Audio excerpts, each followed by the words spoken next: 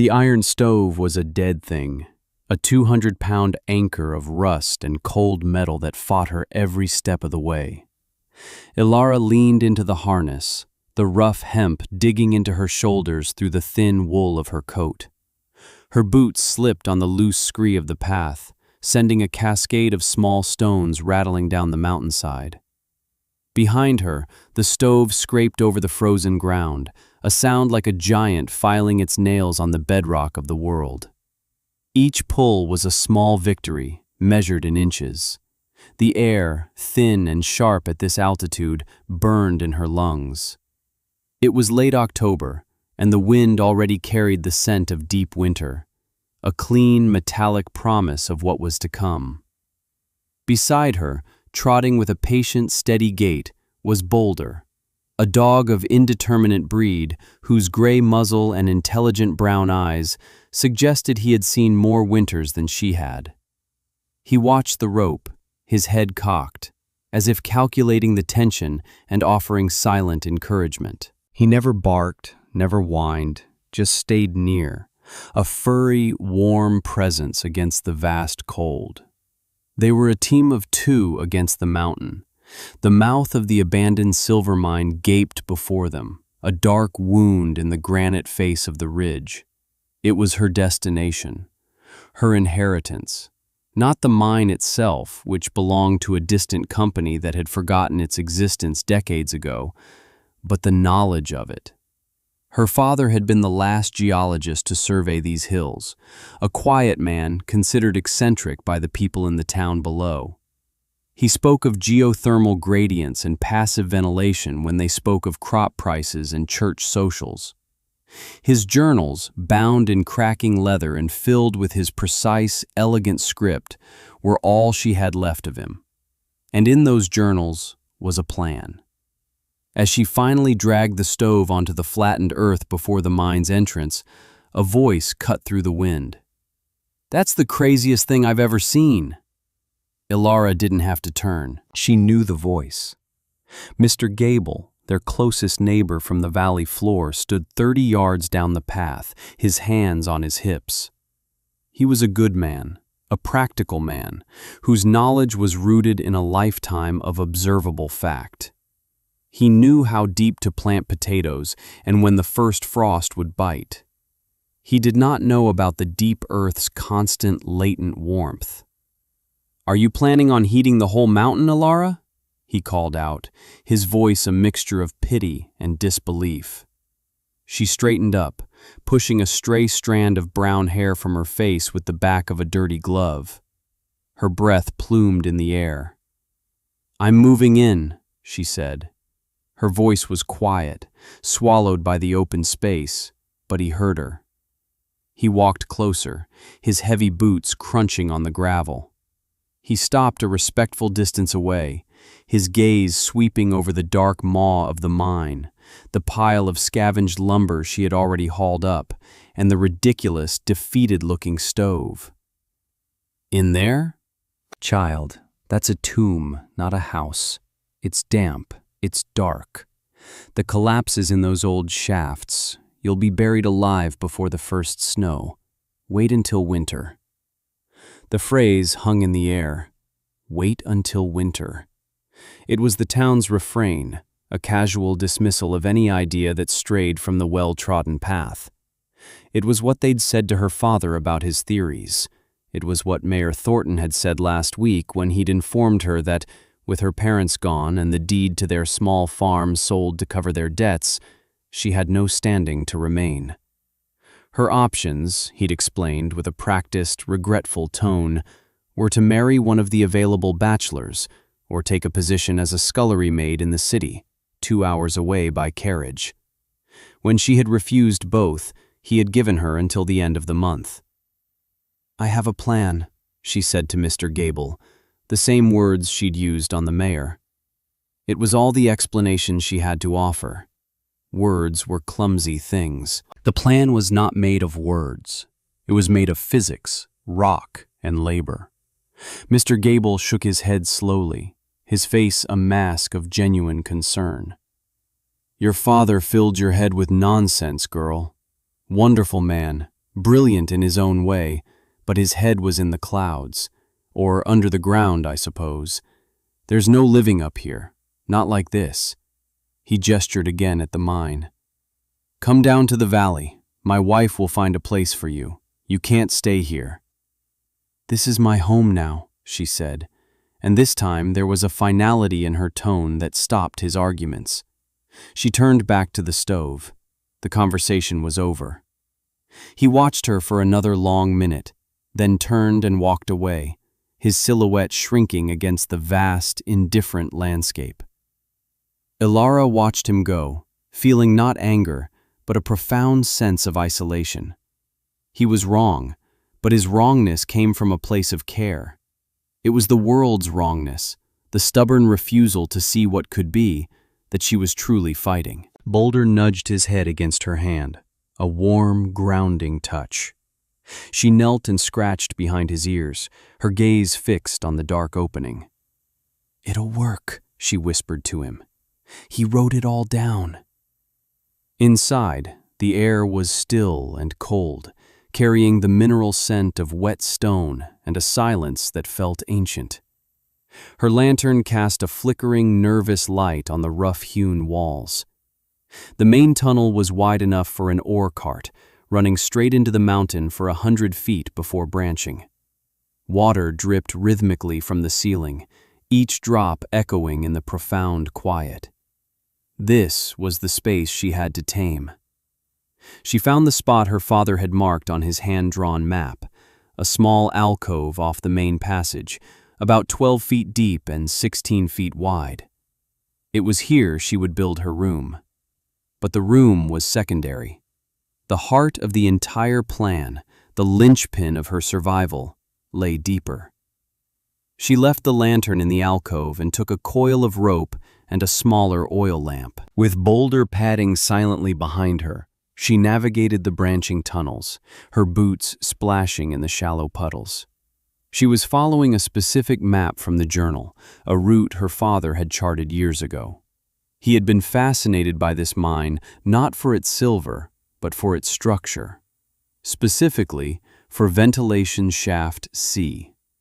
She found it at the end of a narrow, sloping passage nearly a quarter-mile into the mountain.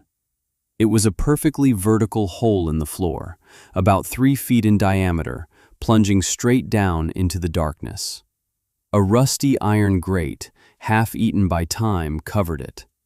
When she held her lamp over the opening, the flame was pulled gently, steadily, downward.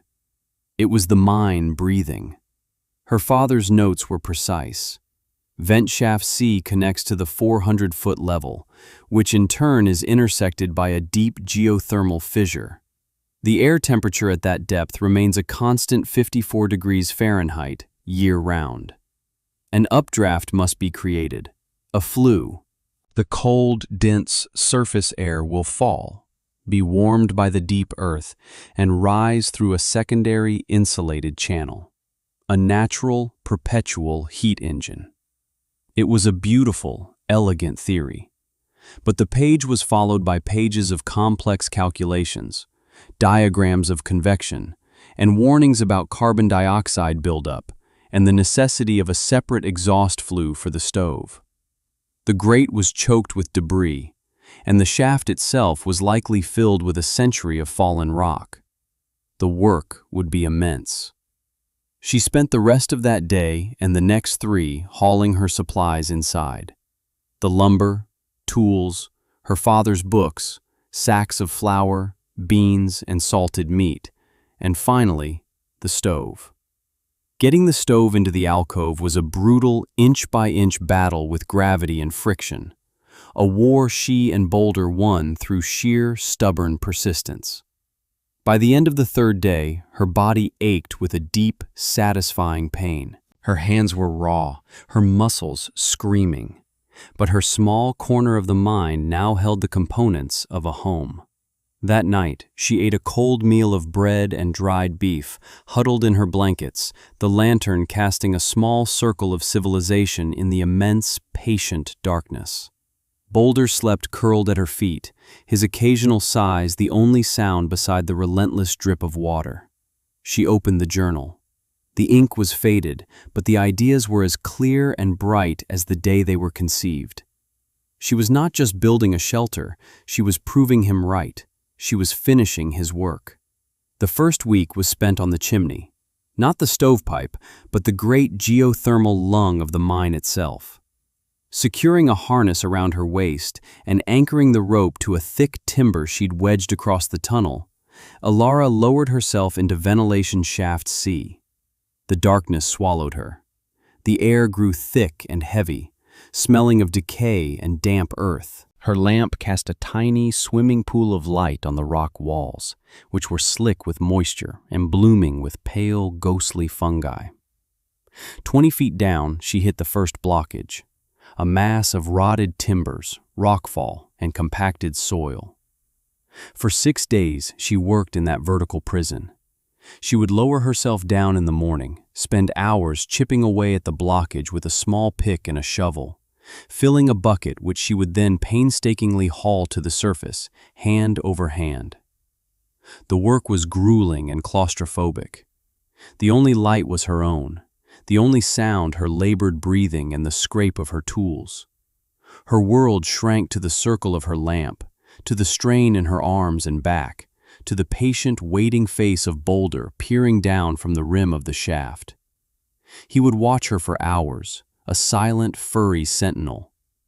Sometimes a pebble would be dislodged by his paws, and she would hear it skittering down the shaft walls into the unseen depths long after it passed her. It was a reminder of how precarious her position was, suspended by a single rope in the throat of the mountain.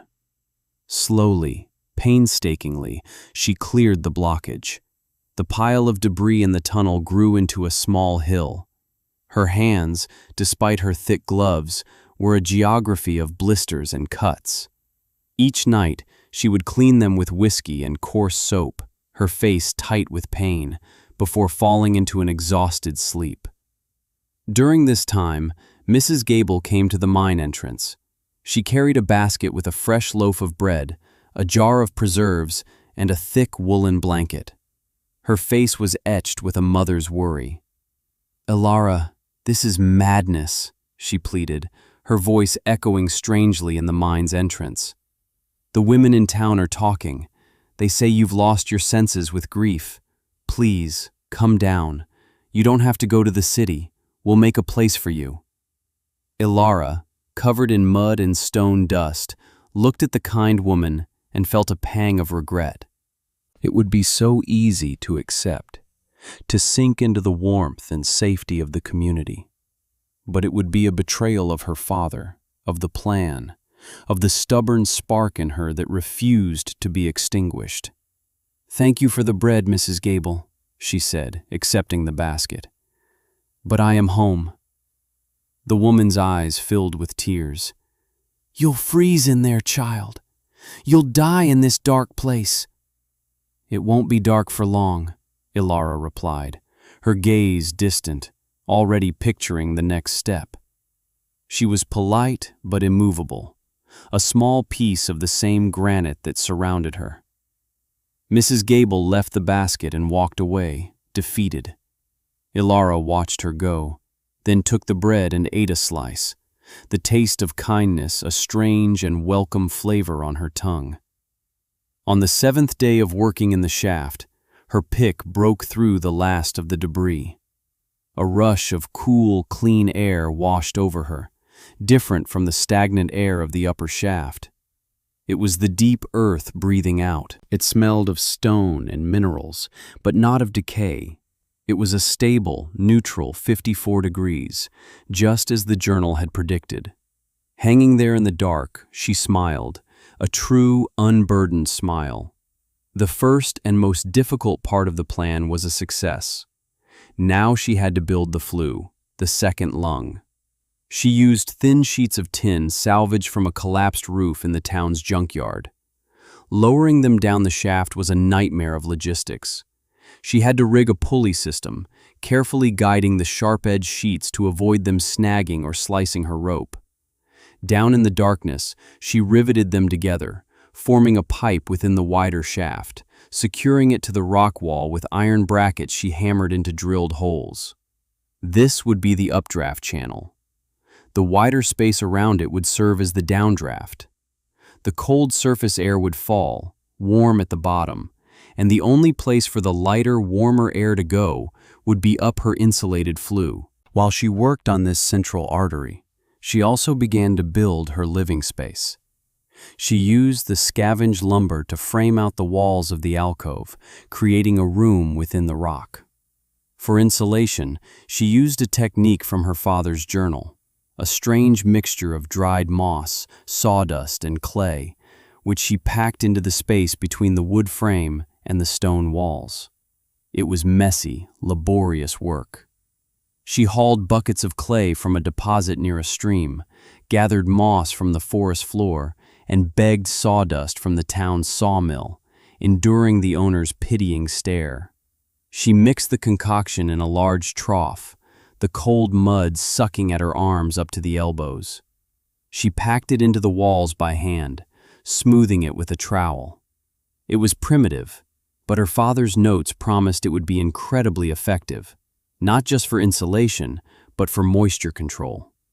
She built a solid door from thick planks, fitting it snugly into its frame, with leather strips to seal the edges. The floor was her biggest challenge. The rock floor of the mine was uneven and perpetually damp. She spent days leveling it with a sledgehammer and chisel, then laid a bed of gravel for drainage, followed by a thick layer of sand. On top of this, she laid heavy flagstones she'd prized from a collapsed section of the outer path. It was back-breaking, repetitive work. Lift, carry, place. Lift, carry, place. Her world became a rhythm of physical exertion. Boulder was her shadow, lying just outside the circle of her labor, his head on his paws, watching. His presence was a quiet anchor in her solitary universe. One afternoon, as she was fitting the last flagstone, a different kind of shadow fell across the entrance. Mayor Thornton stood there, flanked by two other members of the town council. He was a large man, used to filling whatever space he occupied. "Miss Ilara," he began, his voice booming with false patience. "This has gone on long enough. You are trespassing on company property. More importantly, you are endangering yourself. As mayor, I cannot allow it." Ilara rose slowly, wiping her dusty hands on her trousers. She looked at him, her expression unreadable. She didn't speak. "We have arranged a place for you at the boarding house until we can secure you a position in the city," he continued, taking her silence as acquiescence. "Pack your things. We won't have you dying of exposure on our conscience." She finally spoke, her voice low but clear. "I will not be a burden on anyone's conscience, Mayor." "This is not a request," he said, his tone hardening. "You are a young, unmarried woman. It is not proper for you to be living like this." He waved a hand at the mine, at her work, as if it were a pile of filth. "It is my home," she said. "It is a hole in the ground," he thundered, "and you will leave it, now." She stood her ground. She was small against his bulk, but there was an unyielding quality to her posture. She simply looked at him, her gaze steady, and said nothing more. It was a kind of resistance he didn't understand. He was used to arguments, to pleas, to tears. He was not used to quiet, absolute refusal. He blustered for another minute, making threats about fetching the sheriff, but his words seemed to be absorbed by the rock, losing their power. Finally, sputtering, he turned and left, his councilman trailing awkwardly behind him. She knew he would be back, but she also knew that winter was coming faster than his bureaucracy could move. Time was on her side. She finished the floor and turned her attention to the stove. She mortared a base of fire bricks and carefully maneuvered the heavy iron beast into place. The stovepipe was another challenge. It couldn't vent directly outside.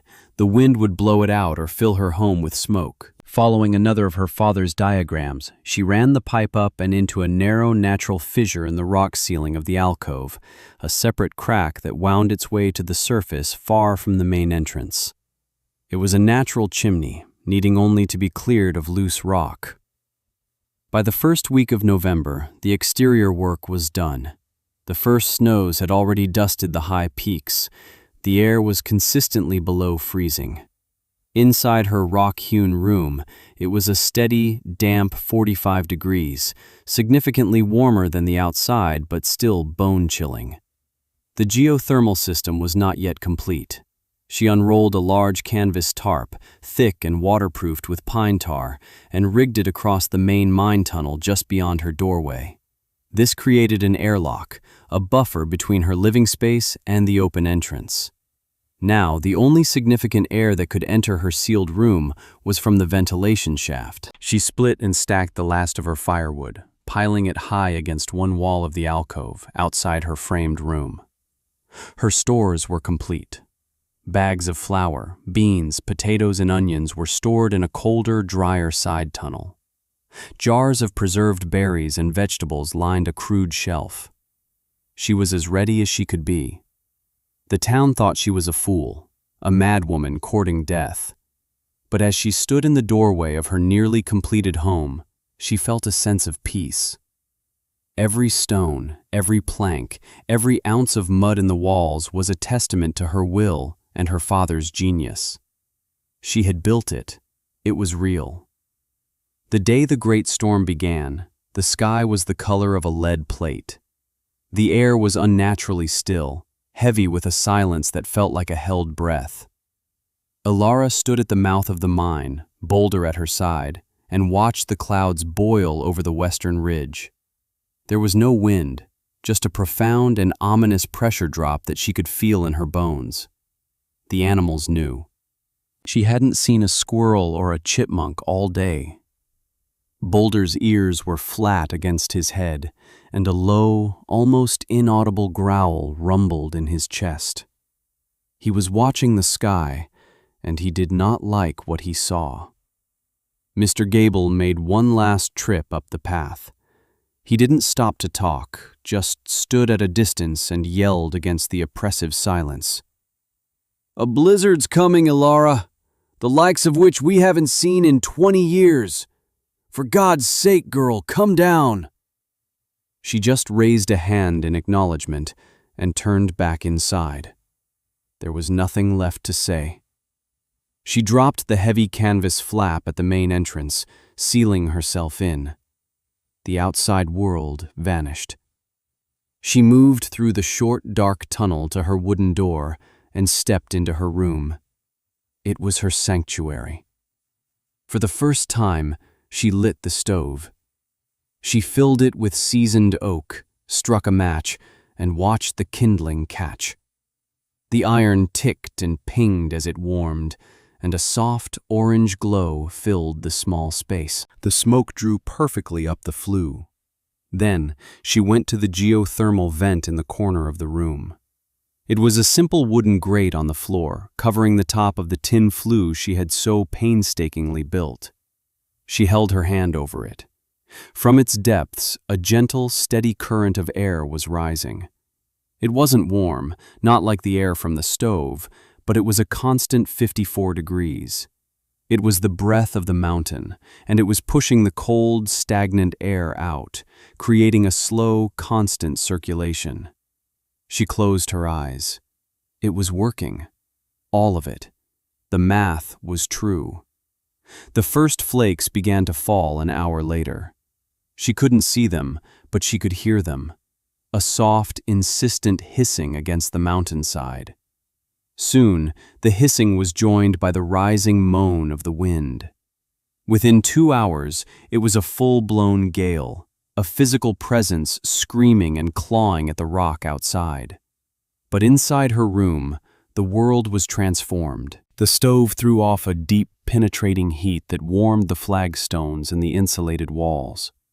The air, refreshed by the geothermal current, was clean and clear. The only sounds were the crackle of the fire, the muffled howl of the storm, and Boulder's soft snoring as he slept, finally relaxed, on a rag rug before the hearth.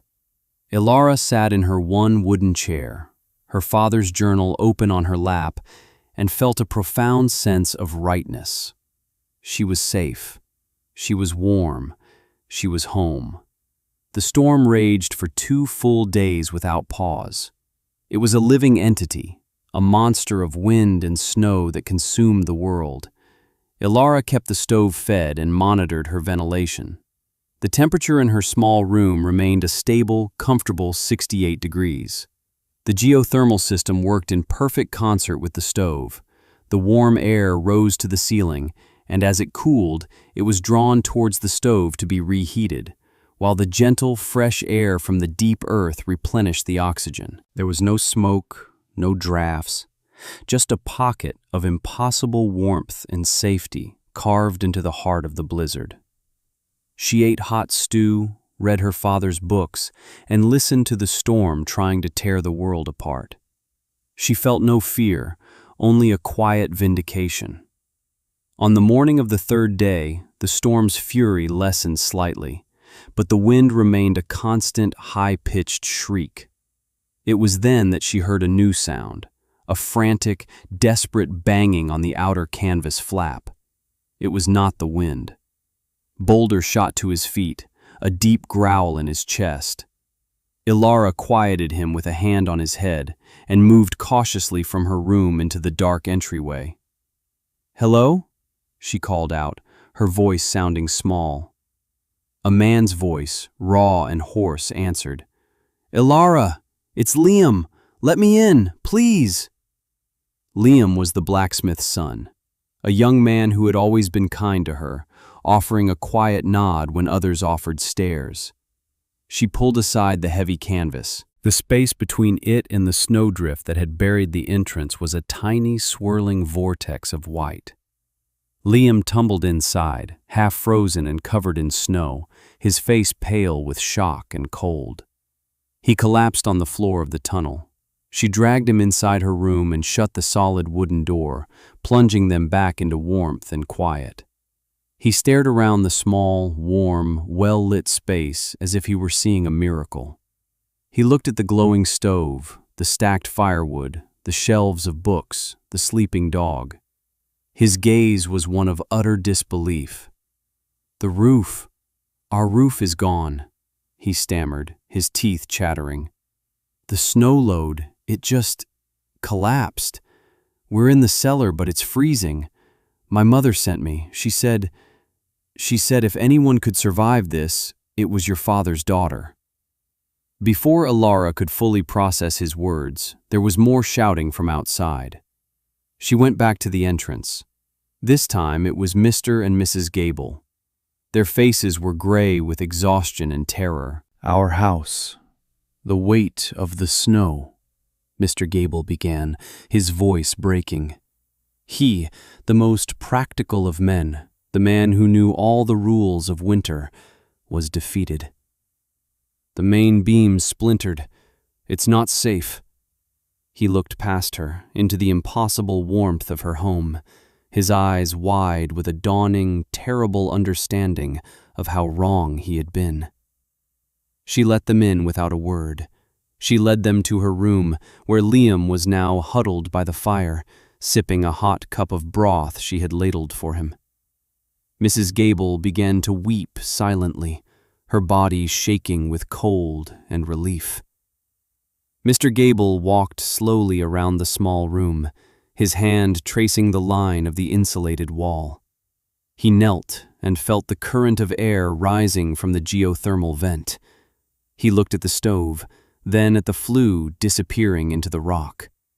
He looked at Ilara, and in his eyes was the profound shock of a man whose entire worldview had just been shattered. They were only the first. Throughout the day, a trickle of refugees made their way up the buried path to the mine. The storm had broken the town. The old, sturdy houses, the ones that had stood for 100 years, were failing under the unprecedented weight of the snow. Roofs were collapsing, Walls were buckling. The mayor's grand house, the largest in town, had been one of the first to go, its proud gables and steep pitches acting like a funnel for the immense drifts. Mayor Thornton arrived late in the afternoon, his face frostbitten, his authority stripped away, leaving only a terrified man. He brought with him 3 small children, their parents lost in the chaos. Ilara's 12 by 16-foot room became an ark. It was crowded, filled with the hushed, stunned silence of 24 people, the town's most stubborn skeptics and their families, all packed into the space a madwoman had built. She moved among them quietly, handing out blankets, serving hot soup and bread. She said nothing of their previous mockery, of their dismissals. There was no triumph in her eyes, only a calm, focused sense of purpose. She was the quiet center of the storm, the one person who had been prepared not for a normal winter, but for the impossible one. Mr. Gable sat near the geothermal vent, watching Ilara as she tended to one of the children, placing a cool, damp cloth on the girl's feverish head.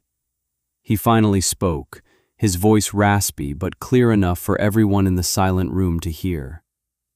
"He was right all along, your father." He looked at the leather-bound journal sitting on a small table by her chair. "He tried to tell us. We called him a fool." "He wasn't a fool," Ilara said softly, not looking up from the child. "He just saw the world differently." Mayor Thornton, huddled in a corner, looked broken. "We were the fools," he whispered to no one in particular. "We threw her out, and she saved us." For another day and a night they huddled in the mine, a small, warm island of humanity in a world of white fury. They shared stories in hushed tones, their old certainties gone, replaced by a new and humbling respect. They watched Ilara, this quiet, stubborn girl, and saw not an outcast, but a leader. She was the keeper of a deeper wisdom, a knowledge they had scorned, but which had now become their salvation. The warmth in that room came not just from the stove, but from the simple, profound fact of their shared survival. When the storm finally broke on the 5th day, the silence was as shocking as the noise had been. The world outside was an unrecognizable landscape of white, buried under 15 feet of snow. The sun shone on it with a brilliant, blinding light. The town below was gone, visible only as a series of strange mounds and hollows. It was a scene of utter devastation. But the 27 people in the mine were alive. The weeks that followed were a blur of hard communal labor. Led by Ilara, who seemed to know instinctively how to navigate the new, buried world, they began to dig out. They found others, survivors huddled in cellars and collapsed structures. The town had lost nearly a third of its people. The grief was a heavy blanket, but underneath it was a fierce, desperate will to rebuild. And they all looked to Ilara. They did not ask her to speak at the town meetings. They brought the meetings to her, gathering at the entrance to the mine. They asked her about the journals. Timidly at first, then with growing urgency, they sought to understand the principles her father had laid out. Mr. Gable became her most devoted student, a man humbled and remade by the storm. He, who had once mocked her, now spent his evenings by her lamplight, poring over the complex diagrams, asking questions, and slowly beginning to understand. They rebuilt the town, but not as it was. They built it to last. They dug deep, creating communal storm shelters based on the design of Ilara's room. They learned to build with the land, not just upon it. Several of the new houses, built on the south-facing slopes, incorporated geothermal vents for passive heating, a concept that would have been laughed at just one winter before. Ilara never held a formal title, but she was the town's foundation, its source of quiet strength and unconventional wisdom. She taught them how to read the mountain, the sky, and the earth. She shared her knowledge freely, not with words, but by showing them, by working alongside them. Liam, the blacksmith's son, was a constant presence at her side. He never left. His quiet admiration had blossomed into a deep and abiding love, a partnership built on mutual respect and the shared memory of survival. Years passed. The seasons turned. The town healed and grew, stronger and wiser than before. The legend of the Great Blizzard and the mine girl who saved them became a foundational story, told to children on long winter nights. Ilara and Liam married, their ceremony a simple affair held at the mouth of the mine. They had children of their own, who grew up with the mountain as their backyard and its secrets as their inheritance. Ilara remained a quiet woman, more comfortable with the language of stone and wood than with conversation. Her authority came not from speeches, but from the simple, undeniable fact that her house stood, her family was warm, and her town was safe. Time deepened the lines on her face and silvered her hair. Boulder, her faithful companion through it all, grew old and slow. His gray muzzle turned white, his steps became stiff. He spent most of his days sleeping on the warm hearthstones of the room he had watched her build. One spring morning, when the snows had melted and the first crocuses were pushing through the soil, he did not wake up. Ilara found him curled in his usual spot, peaceful and still. She carried his frail body outside and buried him beneath a young, sturdy pine tree that overlooked the valley. She carved his name into a flat river stone and placed it at the head of the grave. There were no tears, only a profound and aching silence. She sat by the grave for a long time, one hand resting on the stone, remembering the feel of his head against her hand, his silent, unwavering belief in her when no one else had any. He had been her first and truest convert. More years passed. The world changed, but the mountain and the town remained. Ilara became the town elder, a living link to the past, a woman whose hands, though gnarled with age, could still read the grain of wood and the fault lines in rock. Her children had children, and she taught her grandchildren how to listen to the wind and how to bank a fire to last through the night. Liam passed away in his sleep one autumn, his hand in hers. She mourned him with the same quiet dignity with which she had lived her life. She lived to be 87 years old. She passed away on a calm winter's night in her own bed, in the room she had carved out of the mountain. The stove was warm, the geothermal vent was breathing its steady 54-degree air, and her family was around her. Her last breath was as peaceful as the silence after a storm. The entire town, and people from settlements miles around, came to her funeral. They did not bury her in the town cemetery. They laid her to rest on the small plateau beside the mine, next to the pine tree and the weathered river stone that marked Boulder's grave. The grandchildren of the people she had saved, now leaders and builders themselves, carved her memorial. It was not a grand monument, but a simple, thick slab of the same granite she had once lived within. The inscription was short, echoing the words her father had written in his journals so long ago. The words she had made real through sheer force of will. It read, Ilara. She built a home where there was none, and in its warmth we all found shelter. Long after she was gone, the structure stood. The mine entrance became a historic site, a place people visited to touch the stones and feel the faint, warm breath rising from the earth. Her story became a lesson not just in survival, but in the power of quiet persistence, of trusting in knowledge that others dismiss, and of the profound truth that the greatest strength is often found not in loud declarations, but in the slow, steady, and deliberate work of one's own two hands. The town thrived, a testament to her legacy, forever sheltered by the wisdom of the woman who had listened to the mountain.